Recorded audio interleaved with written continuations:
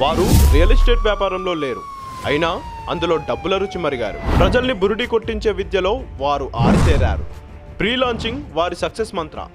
Alto కారుకు దిక్కులేదు, నేడు ఖరీదైన కారే చెప్తుంది వారి స్టేటస్. పాత సినిమాలు బాగా వంట పట్టించుకున్నారు. తనికెళ్ల భరణిలాగా చార్మినార్ నాదే, ట్యాంక్ బండ్ నాదే, రవీంద్ర భారతి నాదే అని చెప్పుకొని తిరుగుతున్నారు. అమాయక ప్రజలను బురిడి కొట్టించి బోర్డులు తిప్పేస్తున్నారు. గడిచిన 5 ఏళ్ల కాలంలో నగరంలో దాదాపు 100కు పైగా రియల్ ఎస్టేట్ వ్యాపారస్తులు ప్రజల్ని నమ్మించి నట్టెంట ముంచారు. రూపాయి కూడబెట్టి ఈ దొంగ కంపెనీ చేతుల్లో సొమ్మంతా పోసి ప్రజలు వీధుల పాలవుతున్నారు. ఆత్మహత్యలు చేసుకుంటున్నారు. కుటుంబాలు నాశనం అవుతున్నాయి. కోట్లాది రూపాయలు కొల్లగొట్టారు. కేసు పెడితే రాజీ మార్గాలు, లేకుంటే మరో చోట మరో కొత్త దుకాణం. పేరులో మాత్రమే మార్పు, మోసంలో అదే తంతు. వీరిని నమ్మి ఏజెంట్గా చేరి దొంగ కంపెనీలను ప్రజల నుంచి డబ్బు కట్టించిన నిరుద్యోగ యువతకు చేదు అనుభవాలే మిగులుతున్నాయి.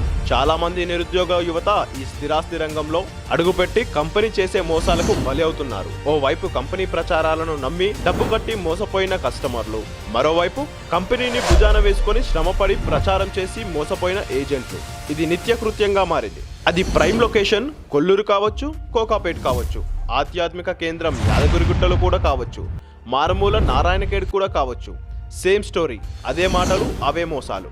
ఆయా రియల్ ఎస్టేట్ కంపెనీల ఫేక్ భాగోతం బయట పెట్టడానికి K10 న్యూస్ ఛానల్ నడుం బిగించింది. రోజుకొకటి పుట్టగొడుగుల్లా పుట్టుకొస్తున్న ఈ బోగస్ కంపెనీ బాధితుల పక్షాన నిలబడి వారి గొంతుక వినిపించడానికి K10 న్యూస్ సిద్ధమవుతోంది. ఇప్పటికే ఆయా డొల్ల కంపెనీల బాధితులు K10 న్యూస్ ఛానల్ను ఆశ్రయించారు. పూర్తి ఆధారాలతో మీ ముందుకు రాబోతుంది. భవిష్యత్తులో ఇలాంటి మోసాలు రిపీట్ కాకుండా అన్ని అనుమతులు ఉన్న కంపెనీలోనే పెట్టుబడులు పెట్టాలని K10 న్యూస్ ఛానల్ ప్రజలకు విజ్ఞప్తి చేస్తుంది.